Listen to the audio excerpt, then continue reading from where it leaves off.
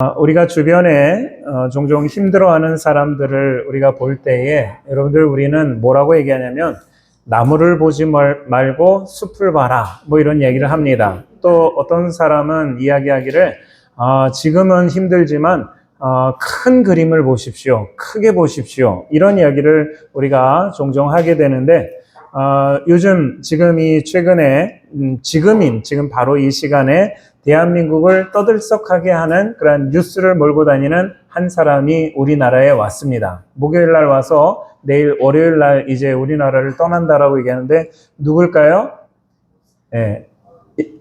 일론 머스크 아닌데, 네. 엔비디아의 CEO인 젠슨 황이라고 하는 사람이 지금 우리나라에 왔습니다. 그래서 이 사람이 지금 무엇을 하는지, 금요일에는 우리가 홍대 입구에서 뭘 먹었느니, 누구를 만났느니, 이런 것들이 지금 우리나라의 대단한 그러니 이슈거리가 되고 있는 그러니 상황입니다. 그런데 이 엔비디아의 CEO인 젠슨 황이, 제가 찾아보니까 올해 2026년도 포브스 잡지에서 선정한 세계 갑부, 세계 부자 이렇게 순서를 쭉 매겨놨는데 그 중에 몇 번째냐면 7번째 차지합니다. 7번째 차지. 그런데 이 사람의 재산이 얼마냐? 1,540억 달러라고 얘기합니다. 감이 안 생기죠. 달러로 얘기하니까 잘 감이 안 생기니까 제가 우리 한국 돈으로 제가 환산을 해보니까 240조 원입니다. 240조 원. 여러분들 안 놀라시네요? 이 정도를 다 가지고 계신가 봐요. 이 240조나 가지고 계신 것도 여러분들 안 놀라시는 것이 그게 얼만큼 되는지를 잘 모르기 때문에 그런 줄 압니다. 그래서 제가 비교를 하도록 우리나라의 제일 갑부인 이재용 삼성 회장의 재산을 이렇게 보면 그 사람이 달러로 얘기하면 216억 달러라고 얘기합니다. 이거를 한화로 얘기하면 33조 원입니다. 33조 원. 많죠? 이것도 우리가 33조 원이 도대체 얼마나 되는지 우리가 감이 안 오니까 여러분들 우리가 지금 별로 안 놀라시는데 얼마나 여러분들 우리나라의 제일 큰 부자가 33조 원의 재산이에요. 그런데 이 젠슨 황이라는 사람이 얼마라고 했습니까? 240조 원이라고 얘기를 하니까 이재용 회장보다 7배가 더 많은 거예요. 7배보다 더 많은 그런 이 재산을 가지고 있는 사람이 이 젠슨 황 CEO, 엔비디아의 CEO입니다. 그런데 제가 오늘 이 사람의 과거에 대해서 좀 한번 이야기하고 싶은데 이 사람은 대만에서 태어난 대만 사람입니다. 그런데 이 대만에서 태어났을 때가 63년생이니까 지금 나이가 몇이나 됐을까요? 60대 중반 정도 된 그런 이 사람입니다. 그런데 이 사람이 73년도가 돼서 미국으로 혼자 유학을 갑니다. 63년에 태어나서 73년에 유학을 갔으니까 몇 살 때 간 겁니까? 10살 때 미국으로 유학을 가는데 자기 부모님이 가는 것이 아니라 자기 혼자 그 미국 땅에 73년도에 오래전에 50년 전에 거기를 유학을 가는데 그때 이 사람이 유학할 수 있는 형편이었느냐? 그렇지 않습니다. 아버지는 그냥 평범한 회사원이었고 어머니는 초등학교 교사였습니다. 그렇기 때문에 그 당시에 유학을 간다라는 것은 많은 돈이 필요한 쉽게 말하면 재벌들이나 가는 것이 유학인데 아버지는 평범한 회사원, 어머니는 초등학교 교사니까 이 유학비를 뒷바라지하는 것이 결코 쉬운 일이 아닙니다. 그러니까 이 부모들이 생각하는 것이 미국에 있는 학교는 다 좋은 학교다라고 생각하고 더군다나 이 젠슨 황이 그때 들어갔던 학교가 뉴욕의 맨하튼에 있는 그런 이 학교에 입학을 했습니다. 그러니까 미국에 있는 뉴욕에 그것도 더군다나 맨하튼에 있는 학교면 좋은 학교겠다라고 해서 그 학교에다 입학을 시켰는데 그 이유가 무엇이냐? 학비가 저렴하니까, 학비가 싸니까 그것 때문에 이 학교에 입학을 했는데 그 학교가 어떤 학교냐면 아이들이 범죄를 저지르면 소년원이라는 데 가지 않습니까? 그러면 그 소년원에 갔다가 그 소년원을 퇴소하고 다니는 그 학교가 이 젠슨 황이 들어갔던 그러한 학교입니다. 그러니까 그 학교에 있는 모든 학생들은 어떤 사람들일까요?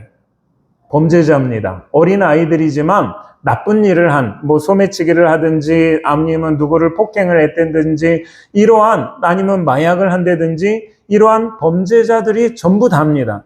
그들이 다니는 그 학교에 유색인종인 대만 출신의 젠슨 황이 여러분들 학교를 다니면 친구들이 재미나게 잘 지냈을까요? 매일 맞으면서 학교를 다녔을까요? 매일 맞고 다녀요. 매일 힘듭니다. 그러면서 이 젠슨 황이 학교를 끝나고 학교를 청소를 하는데, 다른 사람들이 청소를 가장 꺼리는 그 화장실 청소는 1년 365일 이 젠슨 황이 매일같이 화장실 청소를 해야 하는 억울한 일들도 당했다라고 말합니다. 여러분들, 그러면 부모도 없이, 형제도 없이 혼자 학교 기숙사에서 24시간 혼자 미국 뉴욕 맨하튼에서 유학을 하고 있는, 이 어려움을 당하고 있는 이 젠슨 황의 날마다 하루하루의 그 삶은 행복한 나날입니까? 끔찍한 나날입니까? 끔찍한 하루하루를 보내고 있습니다. 그러면 이 10살짜리 이 젠슨 황이 그때 이 끔찍한 이 상황을, 하루하루를 보내고 있다라고 할 때에, 오늘 지금 우리가 2026년도, 지금 우리가 이 땅에 사는 지금 우리의 모습으로서 1993년도 10살짜리 젠슨 황을 만날 수 있다면, 우리가 그에게 찾아가서 만날 수 있다면, 오늘 저와 여러분들, 우리는 그를 만나면 무슨 이야기를 여러분들 할 수 있을까요? 오늘 저와 여러분들이 만약에 할 수 있어서, 여러분들 그 50년 전으로 돌아가서 그 10살짜리 젠슨 황, 지금 학교에서 친구들에게 어려움 당하고 매일같이 화장실 청소를 하면서 왕따 당하고 두들겨 맞고 다니는 그 젠슨 황을 만나면 여러분들 무슨 얘기 해주고 싶으십니까? 여러분들 무슨 얘기 해주시겠어요? 야, 인생이 다 그래. 그냥 맞으면 맞은 대로 그냥 그렇게 살아. 여러분들 그 얘기 하시겠어요? 아니잖아요. 내가 아는데 너 2026년에는 네가 세계 7번째 돈이 많은 그런 부자가 되는 거야. 이거를 우리가 압니다. 그러면 그 아는 것을 가지고 10살짜리한테 무슨 얘기를 해줄까요? 참아라. 인내해라. 너 딴 생각하지 하면 안 돼. 그리고 너 큰 그림을 그려야 돼. 분명히 네 인생에는 네가 상상하지 못할 그런 엄청난 것이 너는 준비되어 있어. 너 그때까지 기다려야 된다. 이 얘기를 여러분들 우리가 해주지 않겠습니까? 왜냐하면 우리는 그거를 봤으니까. 우리는 그걸 알고 있기 때문에 그러한 이야기를 할 수 있다 하는 것입니다. 이처럼 하나님은 우리 인생에 큰 그림이 있는 분입니다. 여러분들 믿으십니까? 하나님은 우리 모든 각자에게, 우리 여러분들 이 자리에 있는 모든 사람에게 하나님의 큰 그림을 가지고 있습니다. 하나님의 이 큰 그림은 오늘 예수님이 십자가에 달려 숨지시는 그 순간에 한 가지 아주 중요한 그 하나님의 큰 그림이 드러났는데, 그것이 37절과 38절의 말씀입니다. 예수께서 큰 소리를 지르시고 숨지시니라. 이에 성소 휘장이 위로부터 아래까지 찢어져 둘이 되니라. 유대 랍비 전통 문헌에 의하면 솔로몬 성전에 있었던 그 휘장의 두께가 20cm라고 얘기합니다. 두께가 20cm예요. 두께가. 여러분들 두께가 20cm면 제 한 뼘이 조금 안 되는 이 정도의 이 휘장의 두께라고 하는데, 우리가 성경의 출애굽기에 보면 이 휘장을 어떻게 만들었느냐? 청색, 자색, 홍색 실로 꼬아 만들었다. 그리고 거기다 술을 놓았다라고 했는데, 그거는 이 휘장의 가장 겉쪽에 있는 그런 이 모습이라면, 이 휘장의 안쪽에는 무슨 재질로 만드냐? 20cm나 되는 이 두께를 어떻게 하느냐? 물개 가죽을 7번 겹쳐서 만든 것이 이 휘장입니다. 그리고 가장 바깥쪽에는 청색, 자색, 홍색 실로 꼬아 만든 그러한 이 아름다운 무늬를 넣은 것이 이 휘장입니다. 그리고 이 휘장의 크기가, 높이가 얼마냐? 18m입니다. 여러분들 18m 감이 잘 안 오시죠? 예배당 우리 끝에서부터 저 끝까지가 한 15m가 조금 넘습니다. 그러니까 이것보다 길이가 더 긴 것이고 폭은 6m입니다. 어느 정도냐면 이 예배당의 3분의 2 정도 되는 이 폭의 이러한 무게라면, 유대 랍비 전통 문헌에 의하면 이 천막을, 이 휘장을 달려고 할 때에 제사장 300명이 동원돼야지 이거를 걸 수 있었다라고 말하는 것처럼 어마어마하게 두껍고 질기고 또 무거운 그런 것이 이 성전의 휘장입니다. 그런데 이 성전의 휘장이 어떻게 되었습니까? 예수님께서 십자가에서 숨지실 때, 숨이 딱 끊어지는 그 순간에 이것이 위에서부터 아래로 이것이 둘로 또 쪼개졌다라고 그렇게 성경은 이야기합니다. 이것이 바로 하나님께서 죄인을 구원하시기 위한 하나님의 큰 그림이 이것을 통해서 드러났다는 것입니다. 이것을 왜 하나님의 큰 그림이냐 하냐면 하나님께서는 아담과 하와가 범죄한 이후에 이 계획을 하셨고 또한 이 큰 그림을 그리셨고 또한 오늘 이 시간 예수님이 십자가에서 돌아가시는 그 순간 숨 거두실 때 이 큰 그림이 완성되었기 때문입니다. 오늘 저와 여러분들 우리도 그 하나님의 큰 그림 때문에 우리가 구원을 받았고 하나님은 또한 우리 인생에 이러한 큰 그림을 그리시는 하나님이시라는 것을 우리가 믿으면서 오늘 우리의 하나님의 큰 그림을 우리가 함께 살펴보며 여러분들에게도 그러한 은혜가 있기를 주님의 이름으로 축원합니다. 첫째로 하나님은 인류 구원을 위한 큰 그림을 그리셨습니다. 우리가 성경을 보면 때로 잘 이해되지 않는 부분이 있습니다. 하나님의 의도, 하나님의 뜻을 잘 모르겠는 것이 여러분들 종종 있습니다. 그 중에 몇 가지가 있는데 오늘 이 몇 가지를 살펴보면 에덴 동산에서 범죄한 아담과 하와를 에덴 동산에서 하나님이 쫓아내십니다. 그러고 나서 그냥 쫓아내신 것으로 끝난 것이 아니라 창세기 3장에 보면 그룹들에게, 여기 그룹이라는 것은 천사를 얘기합니다. 천사들에게 이 두루 도는 이 칼, 불칼을 하나님 주셔서 이거를 우리가 흔히 화영검이라고 하는데 하나님이 천사에게 불칼을 주셔서 거기를 지키게 하셨습니다. 생명나무로 가는 그 길을 하나님께서는 지키게 하셨다라고 하는 것은 에덴 동산에 들어오지 못하도록 하나님께서 그 일들을 하셨다는 것입니다. 여러분들 왜 그랬을까요? 하나님이 여러분들 왜 아담과 하와에게 그 에덴 동산으로 들어오는 그 길을 들어오지 못하도록 하나님께서 그것을 지키셨느냐라고 말한다면 저들은 이제 죄를 범했어. 그래서 나는 이제 저들 싫어. 이제 혐오스러워. 나 저들을 안 보고 싶어. 그런 하나님의 마음이 아닌 겁니다. 여러분들 죄를 범한 아담과 하와가 하나님에게 가까이 가고 하나님을 만나는 사람은 반드시 죽을 수밖에 없어요. 여러분들 죄인은 이 죄인된 그 상태에서 하나님을 만나면 반드시 죽을 수밖에 없습니다. 그러니까 하나님께서 이 천사들을 통해서 그들을 지키게 하시면서 그들이 하나님 앞으로 나오는 것을 막으신 것은 저들을 보호하시기 위해서, 저들의 생명을 보전하시기 위해서 하나님은 천사를 통해서 그 길을 막으셨다. 이것이 바로 보호장치다라는 것을 우리는 기억해야 합니다. 뿐만 아니라 출애굽기 19장에 보면 출애굽한 이스라엘 백성들이 시내산에서 모세가 하나님의 말씀을 받기 위해서 모세는 시내산에 올라가 있는데 이스라엘 백성들이 그 시내산 주변에 이렇게 수경을 하고 있습니다. 그런데 하나님께서 그들에게 무엇을 말씀하셨냐면 그 시내산 주변에 담을 쌓으라는 거예요. 담을. 여러분들 담을 쌓아서 산 전체를 담을 쌓았고 이 담을 넘어오지 말라는 겁니다. 그래서 누구든지 그 담을 넘어오는 사람이나 짐승이나 하나님께서는 반드시 그것이 죽는다라고 그렇게 말씀하셨습니다. 여러분들 우리가 생각하면 아니 하나님의 말씀을 주어지는 그 하나님의 그 자리에 모세만 갈 것이 아니라 모든 이 백성들이 다 가서 하나님과 가까이 지내면서 친하게 지내면서 그 말씀을 받고 그러면 여러분들 우리 생각할 때 얼마나 좋겠습니까? 그런데 하나님은 거기다가 담을 쳐버리셨어요. 여러분들 그러면서 넘어오지 말라라고 말씀하십니다.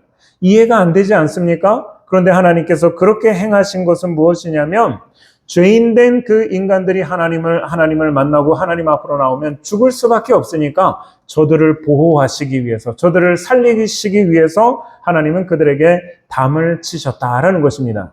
이처럼 에덴 동산에서 천사를 통하여서 그들이 하나님으로 오는 것을 막게 하시고 또 시내산에서 돌담을 치셔서 그들이 하나님 앞으로 나오는 것을 막게 하신 것처럼 오늘 이 성경에서 나오는 성전과 또 성막에서 나오는 이 휘장도 같은 역할을 하는 것입니다. 여러분들 이것은 담입니다. 하나님 앞에 죄인들이 나오지 못하도록 하는 하나님께서 담을 세워주셔서 아무도 그 담을 넘어가지 못하도록 그 휘장을 넘어가지 못하도록 하신 것이 하나님의 계획이요 하나님의 뜻입니다. 그래서 이 성전에 있는 휘장은 아무나 가는 것이 아니라 1년에 딱 한 사람이 1년에 한 차례만 그 성전 휘장을 통과해서 나갈 수 있는데 그때가 언제냐? 백성들의 죄를 가지고 그 죄에 이 회개하는 그 죄를 가지고 하나님 앞에 나가는 대제사장만 1년에 딱 한 번 나갈 수 있는 그것이 바로 이 휘장을 넘어갈 수 있는 그런 유일한 방법입니다. 그러나 오늘 성경에서 예수님께서 그런데 하나님은 분명히 에덴 동산에서 그러고 나서 범죄한 뱀에게 또 사탄에게 하나님께서 뭐라고 얘기하셨냐면 내가 너로 여자와 원수가 되게 하고 내 후손도 여자의 후손과 원수가 되게 하리니 여자의 후손은 내 머리를 상하게 할 것이요 너는 그의 발꿈치를 상하게 할 것이니라 라고 이렇게 말합니다. 여러분들 하나님께서는 범죄한 사람에게 담을 치셔서 그들을 넘어오지 못하게 하셨고 또 사탄에게는 하나님이 뭐라고 하셨냐면 여자의 후손은 내 머리를 상하게 할 것이요 너는 여자의 후손의 발 뒤꿈치를 상하게 하리라 라고 얘기했으니까 이 사탄이 평생 생각한 것이 이 에덴 동산 이후부터 평생 생각한 것이 이 땅에 하나님의 아들이신 메시아가 나타나기만 하면 내가 그 메시아를 죽여버리기만 하면 이 세상에서 죽이기만 한다면 하나님이 말씀하신 이 일들이 안 이루어지겠구나 라고 생각한 것이 사탄의 생각입니다. 사탄의 계획인 거예요. 그렇기 때문에 여러분들이 여자의 후손으로서 이 땅에 오신 예수님이 이 베들레헴에 태어났을 때에 그때 사탄이 생각한 건 지금 기회가 왔다. 지금 이 어린 아이의 모습으로 왔을 그때에 이 어린 아이 예수를 죽여야 되겠다라고 생각해서 그때 벌인 일이 무엇이냐면 헤롯을 통해서 그 지역 인근에 있는 2살 이하의 모든 남자아이들을 다 죽이는 그 일을 하는 거예요. 여러분들 만약에 그때 예수가 죽었다라면 분명히 사탄이 승리한 겁니다. 하나님께서 분명히 말씀하셨는데 하나님께서 그 여자의 후손으로 태어난 그 여자의 후손은 내 머리를 상하게 할 것이요 라고 했는데 그 일에 대해서 하나님이 말씀하신 것이 이루어지지 않도록 하는 그 일을 성공했을 것이지만 여러분들 이러한 이 사탄의 계획은 번번이 여러분들 실패를 합니다. 그러니까 번번이 실패하는 사탄이 드디어 생각한 것이 무엇이냐면 내가 혼자 할 것이 아니라 합동해서 해야 되겠다. 그래서 계획한 것이 이 예수님의 제자인 가룟 유다의 마음에 예수를 팔려고 하는 마음을 심었고 뿐만 아니라 유대인들의 지도자라고 하는 대제사장들과 바리새인들과 장로들 이들을 통해서 예수님을 모함하도록 했고 정치적으로는 로마 총독과 로마의 군대를 동원했고 또 어리석은 군정들을 동원해서 예수를 십자가에 못 박아 죽이기만 한다면 그 예수를 피해 나갈 수 없는 그런 이 십자가에서 죽이기만 한다면 내가 승리한다라고 생각한 것이 사탄의 계획입니다.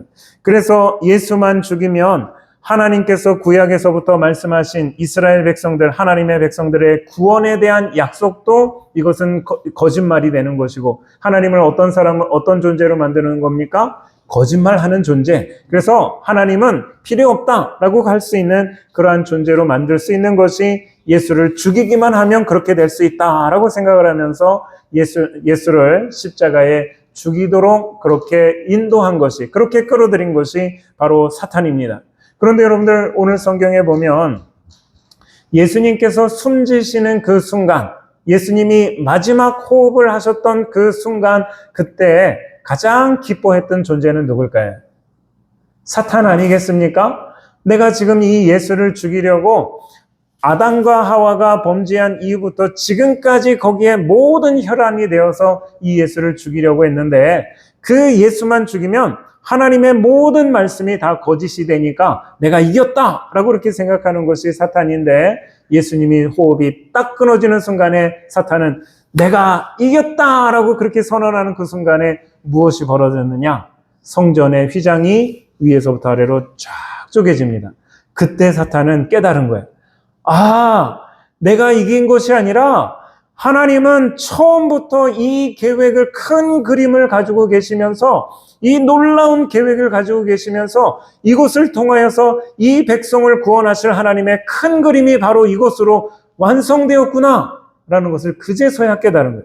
여러분들 누가 이긴 겁니까? 사탄이 이긴 것이 아니라 하나님의 큰 그림이 여기에서 완성되었다. 십자가에서 예수님이 숨을 거두실 때 이것이 완성되었다라는 것을 사탄이 그제서야 거기서 깨달았다라는 것입니다. 예수님이 마지막 호흡을 거두실 때에 여러분들 이 성전 휘장이 찢어진 것은 우리에게 새로운 길이 발견된 것이 아닙니다. 여러분들 이전에는 이러한 길이 없었어요. 새로운 길이 발견된 것이 아니라 이것은 없던 길이 생긴 겁니다. 이전에는 전혀 없었던 그 길이 예수님이 십자가에 죽으심으로써 새로운 길이 생겼는데 이 새로운 길은 마치 이제 아담과 하와가 범죄한 이후에 에덴 동산에 그 생명나무로 나아가지 못하도록 하나님이 막으셨지만 이제는 그 길을 어떻게 하신 겁니까? 열어주신 거예요.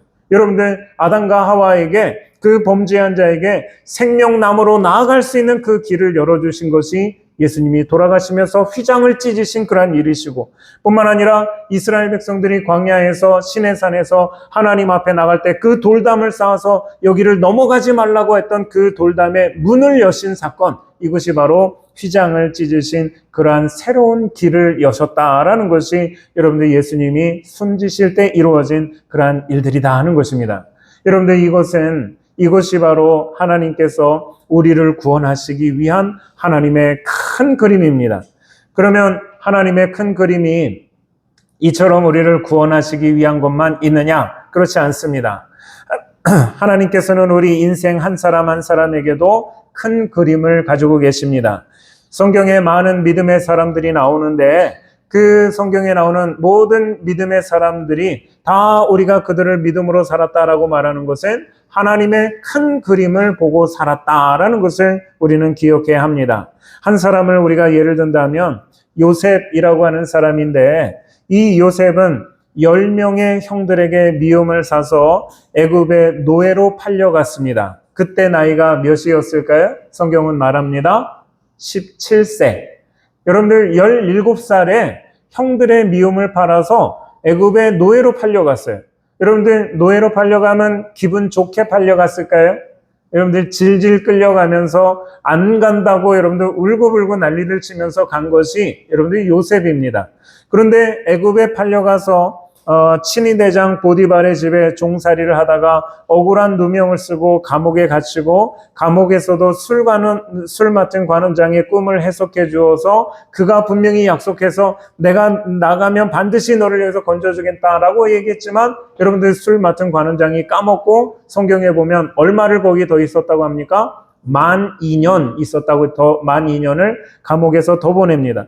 그러면서 우리가 아는 것처럼 애굽의 바로 왕이 꿈을 꾸었는데 그 꿈을 해석해 줄 사람이 세상에 없어요. 아무리 똑똑한 사람도 그것을 해석해 주지 못합니다. 그때 술 맡은 관원장이 생각하는 것이 그때 그 감옥에서 이 히브리 노예가 그 내 꿈을 해석해 줬는데 그 사람은 해석하겠다라고 해서 그때 이 요셉을 추천해서 이 요셉이 애굽 왕 바로 앞에 나온 것이 그때 나이가 몇입니까? 중요합니다. 중요한 나이기 때문에 성경에서 그 요셉의 나이를 언급하는데 나이가 몇이었을까요? 30이에요. 30. 여러분들 이 나이가 오늘은 이 설교에 그 얘기를 하는 것은 아니지만 여러분들 이 30세에 그래서 나옵니다. 그러면 애굽에 17세에 팔려와서 30세가 될 때까지 몇 년의 시간이 걸렸습니까? 13년 동안 노예 생활하고 억울한 옥살이를 하는 그러한 이 시간들 보냅니다. 그러고 나서 이 바로의 꿈대로 7년 동안의 풍년이 있었고 또한 2년의 흉년이 지났을 그때에 자기를 애굽에 팔아먹었던 형들이 자기 앞에 나와서 곡식을 사겠다라고 해서 와서 엎드립니다. 그러면 이 형들을 만났을 때 형들이 자기를 팔았을 그 17세에서부터 지금 형들이 자기 앞에 와서 엎드렸을 그때까지의 시간을 우리가 생각하면 22년의 시간이 지난 거예요. 22년. 형들이 와서 저 앞에 있는 총리가 요셉인 줄 알아보았습니까? 몰랐습니까? 몰라봅니다. 그러나 요셉은 그 형들을 보면서 알아봅니다. 내 형들이구나 라는 걸 알아봅니다. 그런데 창세기 42장 9절에 그때의 요셉에 대해서 성경이 뭐라고 얘기하냐면 요셉이 그들에게 대하여 꾼 꿈을 생각하고 라고 말하는 거예요. 여러분들 지금 22년이 지나고 났는데 지금 요셉이 생각하는 것이 무엇이냐면 저 형들이 지금 나를 팔아서 내가 여기서 고생하고 내가 힘들어서 내가 죽을 뻔했어. 내가 저들을 아주 그냥 당장에 다 감옥에 가둬버리겠다. 그 생각을 한 것이 아니라 무엇을 생각했다고 합니까? 17세에 꾼 꿈을 생각했다라는 거예요. 여러분들 그 말은 무엇이냐면 그 17세에 꾼 꿈이 무엇이냐면 형들의 곡식단이 나에게 절하더이다 라고 하는 그 꿈, 이것을 생각하고 보니까 지금 22년 동안 지나왔던 그 모든 시간들이 그냥 우연이 된 것이 아니라 형들이 나를 팔아먹어서 내가 여기 와서 애굽에서 노예로 그렇게 살아온 것이 아니라 이게 하나님의 큰 그림이었구나, 이거를 깨달았다라는 거예요.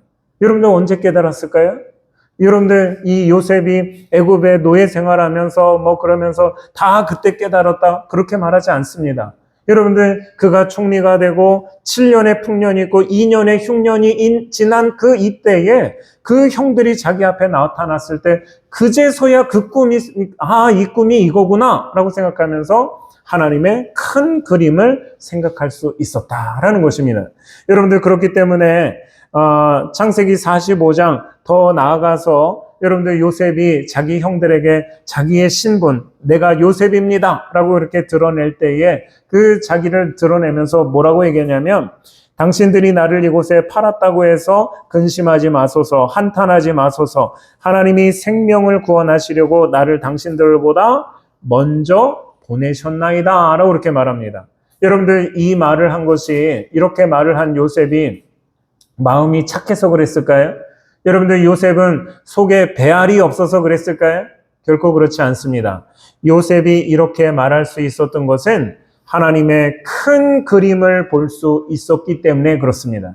여러분들 이 형들에 대해서 복수하지 않은 것은 요셉이 마음이 넓고 크기 때문이 아니라 하나님의 큰 그림, 이것을 알았기 때문에, 이것을 보았기 때문에 형들에게 뭐라고 얘기합니까? 당신들이 나를 보낸 것이 아니라 하나님이 나를 보내셨습니다 라고 이렇게 말하는 것입니다. 여러분을 향한 하나님의 큰 그림을 아십니까? 하나님은 우리 모두에게 큰 그림이 있으셔요. 근데 여러분들은 그 하나님의 큰 그림을, 여러분을 향한 하나님의 큰 그림을 아십니까? 아마 여러분들 이 가운데에서 아마 대부분은, 우리 중에 대부분은 모르겠는데요, 하나님이 나의 인생에 큰 그림이 무엇인지 모르겠습니다 라고 말하는 사람이 대부분일 겁니다. 여러분들 우리는 그게 다 우리도 마찬가지예요. 여러분들 요셉도 마찬가지로 그가 억울하게 애굽에서 노예 생활하면서 또 감옥에 들어가면서 요셉이 하나님의 큰 그림을 알았을까요? 그때 모릅니다. 22년이 지나고 나서 그제서야 이게 하나님의 큰 그림이구나 라고 그때 꿈을 생각한 것처럼 여러분들 아마 이 자리에도 우리 대부분 하나님이 내 인생에 그리신 그 큰 그림을 모를 수 있습니다. 그러나 우리는 한 가지를 기억해야 하는 것이, 내가 하나님의 큰 그림을 모른다 할지라도 하나님의 큰 그림이 있음을 믿으십니까? 여러분들을 향한 하나님의 큰 그림이 있다라는 것을 여러분들 믿으십니까? 내가 그걸 볼 수는 없고 내가 그걸 알지는 못하지만, 그래, 하나님은 내 인생에 큰 그림을 가지고 계셔 라는 것은 여러분들 우리가 믿을 수 있다라는 것입니다. 하나님의 큰 그림, 우리 인생에 그리신 그 큰 그림은 여러분들 우리가 발견하는 것이 아닙니다. 여러분들 이것을 우리가 발견했기 때문에 그 큰 그림을 우리가 아는 것이 아니라, 여러분들 이것은 우리가 믿음으로써 그 큰 그림이 있다라는 것을 우리는 믿고 나아가는 것입니다. 그렇기 때문에 여러분들 우리에게 그 큰 그림, 하나님께서 우리에게 만드신 그 큰 그림은 없었던 길, 발견하는 길이 아니라 없었던 그 새로운 길들을 주시는 것, 이것이 여러분들 큰 그림이라면, 하나님이 없었던 길을 우리 가운데 만드실 때까지 하나님의 말씀을 붙들고 깨어서 기다리는 것, 이것이 바로 믿음 있는 자들의 모습입니다. 여러분들 그러하다면 기다림이라는 건 무엇일까요? 여러분들 우리는 하나님의 큰 그림을 우리가 믿고서 기다리는데, 그 기다림이라는 것은 아무것도 안 하고 가만히 있는 것이 아닙니다. 내가 할 수 있는 것을 하나님의 큰 그림이 이루어질 때까지 지속하며 기다리는 것, 이것이 여러분들 우리의 기다림이 되어야 합니다. 제가 지난주에 유튜브에 보니까 탤런트 차인표 씨가 나왔습니다. 여러분들 차인표 씨가 뭐 우리가 아는 것처럼 집사님인 건 여러분들 다 아시죠? 뭐 성도 하나님을 믿는 사람인데, 그 차인표 씨가 유튜브에 나와서 자기에 대해서 이야기하는데, 자기가 3형제가 있는데 다 공부를 잘한답니다. 자기는 공부를 못해서 대학을 저기 그냥 지방에 있는 대학을 간신히 들어갔는데 공부를 정말 못했다라고 말하는 거예요. 그런데 자기 아버지가 사업을 하시는 분이니까 공부를 못해서 거기를 가는 것보다 그냥 미국에 유학을 가는 게 더 낫겠다라고 해서 미국으로 유학을 보냈고, 거기서 미국에서 간신히 학교를 졸업을 했습니다. 대학을 졸업을 했어요. 그런데 여러분들 이 실력이 없는 이 차인표 씨가 그러면 미국에서 졸업을 했다고 해서 취직이 잘 될까요? 안 될까요? 안 되죠. 여러분들 특별히 유색인종, 이 미국에서 취업하기 쉽지 않습니다. 그러니까 취업이 안 되니까 식당에서 아르바이트를 하는 거예요. 서빙을 하고 설거지 닦는 그러한 일들을 여러분들 이 차인표 씨가 합니다. 우리가 생각하면, 지금 생각하면 상상조차 할 수 없는 그 일들을 여러분들 이 20대에 이 차인표 씨가 식당에서 설거지도 하고 그러고 이제 아르바이트를 하면서 사는데, 근데 얼마나 여러분들 멸시를 받고 얼마나 무시를 당하고 그렇게 살아가겠습니까? 그런데 어느 날 그 식당 주방장, 흑인 주방장이 새로 들어오는데, 그 흑인 주방장을 보면서 사람들이 아무도 무시하지 않더래요. 아무도 그 사람을 함부로 대하지 않더랍니다. 그래서 이 차인표 씨가 그 사람한테 가서, 흑인 이 주방장 새로운 사람한테 가서 물었답니다. 사람들이 나는 함부로 대하고 나에겐 함부로 말을 하는데 왜 당신에게는 사람들이 함부로 대하지 않습니까? 라고 이렇게 물어보니까 그 흑인 주방장이 하는 이야기가 하루에 팔굽혀펴기를 1,500개씩 하면 된다라는 거예요. 말이 안 되는 일이잖아요. 여러분들 하루에 팔굽혀펴기를 150개도 아니고 1,500개씩 하면 된다라는 거예요. 그렇게 사람들이 너를 무시하지 않는다. 그렇게 얘기를 해준 거예요. 그러니까 이 차인표, 그 20대의 그 차인표 씨가 생각할 때 말이 안 되거든. 그런데 한번 자기가 그러면 팔굽혀펴기를 몇 개를 하나라고 해서 한번 한번 해봤습니다. 몇 개를 했을까요? 30개 하고 나니까 더 이상 못하겠더라는 거예요. 그래서, 나는 지금 30개도 겨우 그냥 30개 하는데 어떻게 하루에 1,500개를 합니까? 150개라면 좀 할 수 있을 만한 그런 이 가능성이 있지만 1,500개 못하겠다라고 생각하다가, 아니, 하루에 1,500개라고 하니까 내가 그러면 틈틈이 내가 그러면 계속 팔굽혀펴기를 하면은 어떨까라고 생각해서 아침에 일어나서 침대 옆에서 바로 팔굽혀펴기 30개. 물 마시러 갔다가 화장실 들어가기 전에 화장실 앞에서 또 팔굽혀펴기 30개. 또 밥 먹기 전에 식탁 옆에서도 팔굽혀펴기 30개. 이렇게 하면서 했더니 하루에 200개는 하겠더라는 거예요. 하루에 200개. 여러분들 그것도 많이 한 거죠. 그런데 1,500개를 하라고 하는데 200개 했다? 여러분들 이것도 택도 없습니다. 그러나 이 차인표 씨가 이러한 시간을 2년 정도 가지니까 2년 지나고 나니까 하루에 1,500개를 하게 되었다라고 말합니다. 하루에 팔굽혀펴기를 1,500개를 하게 됐다. 그냥 계속만 하는 게 아니라 내가 틈틈이 내일 하면서 짬짬이 팔굽혀펴기를 하면서 하루에 1,500개를 하고 난 그날 자기가 너무 행복하고 좋아서 자기가 그날 위통을 벗고서 사진을 하나 찍어놨는데 자기 얼굴이 자신감이 넘치는 거예요. 와, 내가 1,500개를 했어. 여러분들 그런 자신감을 얻어서 여러분들 그거를 사진으로 기념으로 놨는데 그날부터 자기 인생이 바뀌더라는 거예요. 여러분들 어떤 인생이 바뀌었을까요? 매일같이 팔굽혀펴기 1,500개를 하니까 몸이 좋아집니까? 안 좋아집니까? 몸이 그냥 역삼각형에 탁 좋아진 그 몸이 되어서, 그러고 나서 한국에 들어와서 탤런트 시험을 봤는데 합격을 합니다. 그러고 나서 첫 번째 쉽게 말하면 드라마에 그냥 주인공부터 되는데 잘생겼고 몸 좋고 그러니까 몸짱 탤런트 1호라고 해가지고 뭐 연기는 잘 못할지는 모르지만 몸 좋다라고 해서 여러분들 이 드라마에 나와서 그때부터 승승장구하더라라고 하는 것이 여러분들 그가 말합니다. 여러분들 그러다라면 하루에 1,500개의 그 팔굽혀펴기를 하면서 여러분들 이것이 그에게 새로운 길이 열렸다라고 그렇게 말합니다. 그러면 이 사람이 새로운 길이 열릴 동안 이 차인표는 무엇을 했을까요? 가만히 있었습니까? 팔굽혀펴기를 합니까? 팔굽혀펴기를 하는 거예요. 자기가 할 수 있는 거를 하는 겁니다. 그 일들을 했을 때에 그때서야 자기의 문이 새롭게 열리더라라고 하는 것입니다. 그렇다면 차인표 씨가 매일 팔굽혀펴기를 할 때 실패하고 좌절하는 날은 없었을까요? 있습니다. 언제까지 얼만큼 있었을까요? 처음 시작하는 날부터 그 1500개를 하루에 하는 그 날까지는 매일 실패해요. 매일 실패. 나는 1500개를 하려고 하는데 1500개가 아니라 200개 한 날도 실패고 300개 한 날도 실패고 500개 한 날도 실패고 1000개 한 날도 실패고 1400개 한 날도 여러분들 실패고 1499개 한 날도 여러분들 실패입니다. 2년 넘게 매일같이 여러분들 실패를 합니다. 1500개를 한 날, 그날 여러분들 성공했다고 하지만 그 다음에는 여러분들 실패가 없었을까요? 꾸준한 실패가 여러분들 있었음에도 불구하고 그것을 포기하지 않았을 때에 그에게 몸짱 1호 탤런트라고 하는 것으로 성공의 문, 새로운 길이 열렸다라는 것을 우리는 기억해야 합니다. 하나님이 내 인생에 큰 그림을 가지고 계신다라고 믿는다면 때로 실패하고 좌절하는 날이 있습니다. 그래도 툭툭 털고 다시 일어나는 것입니다. 이것이 하나님의 큰 그림을 믿고 기다리는 자의 모습입니다.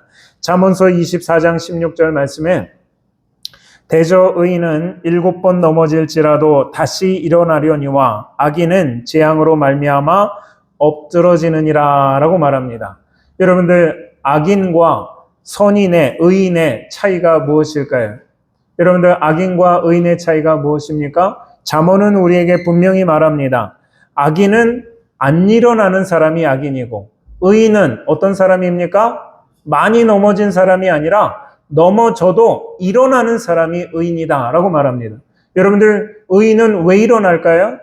하나님의 큰 그림이 있다라는 것을 믿으니까 다시 일어나는 거예요.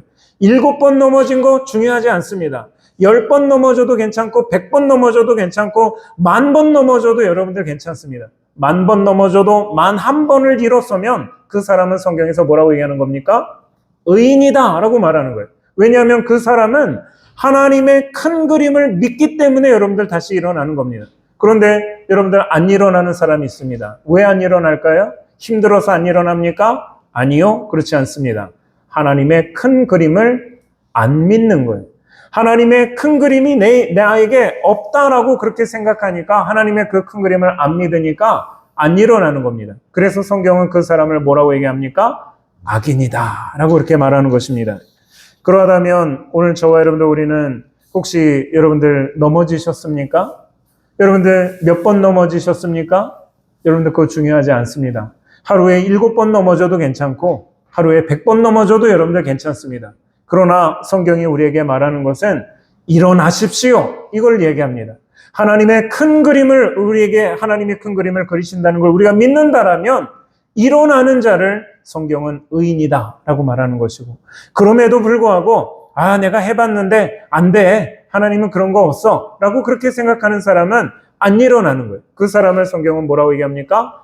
악인이다 라고 그렇게 말합니다. 여러분들 다시 일어나는 그 은혜가 오늘 저와 여러분들 우리에게 있기를 주님의 이름으로 축원합니다.